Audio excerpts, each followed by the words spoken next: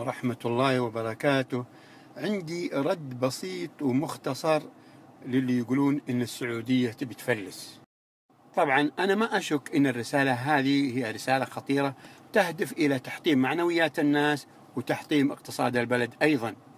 نبي نقول له إن اليونان عليها 10 أضعاف الدين اللي علينا وما عندها عشر الاحتياطي اللي عندنا، ومع ذلك ما أفلست. وأيضا نبي نقول له أيام الملك فهد كان حجم الدين اللي علينا 10 أضعاف الدين اللي علينا الآن، والاحتياطي عشر اللي عندنا بعد، ولا أفلسنا ولا متنا ولا كلونا الأعداء ولا هم يحزنون. هذانا بخير وهذانا عمرنا بلدنا، عمرناها مشاريع خرافية. الآن البنية التحتية تقريبا في البلد كلها تكاد تكتمل بنسبة كبيرة جدا. هاك الأيام ما عندنا أي بنية تحتية. التشاؤم والسوداوية وترويع الناس هذا مو شفافية، هذا جنون ونقص في العقل. الرسول صلى الله عليه وسلم على محمد على ما جاء من شدة وبلاء ما روع الناس، وإنما كان يبشرهم. وينكم عن سنته؟ حملة شعواء حقيقية في جميع وسائل الإعلام دون استثناء تقريبا لمحاربة اقتصاد البلد بشكل غير مسبوق.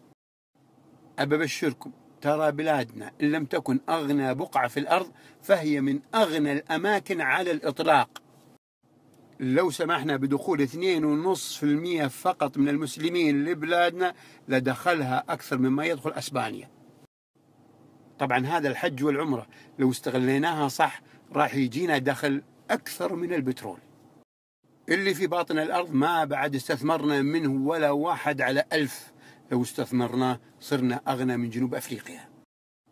يوم جاب الصحابة كنوز كسرى العمر رضي الله عنه قاموا فرقها بين المسلمين، ما قال السنين الجاية نبي نفتقر.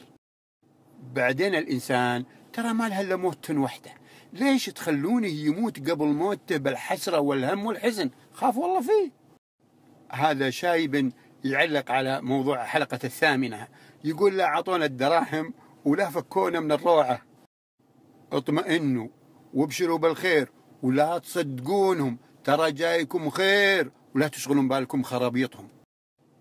ما أشك ولا 1/1,000,000 إن الخير قادم، ولكن قربوه بالطاعات. وإياكم والظلم فإن الظلم ظلمات، ما يقطع الرزق مثل الظلم، لا تظالم. أحب الأشياء إلى شياطين الجن والإنس إدخال الحزن على قلب المسلم. بعض المسؤولين وبعض الإعلاميين ودك من يطرحهم ويقرأ عليهم، كوده تطلع الجن اللي فيهم ويحدثون عدل. قول معروف ومغفرة خير من صدقة يتبعها أذى.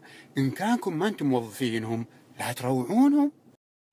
قبل أمس بغينا 17 مليار قرض وجانا 65 مليار. هذا يدل على قوة اقتصادنا يلي مرتاع. ولعلمكم ترى بلادنا من 100 سنة ما دخلت في أي أزمة إلا وطلعت منها أغنى وأقوى. الله يحفظ لنا ديرتنا وينصر ولاة أمرنا ويعيننا وإياكم على هالإعلام الفاشل. سلام عليكم.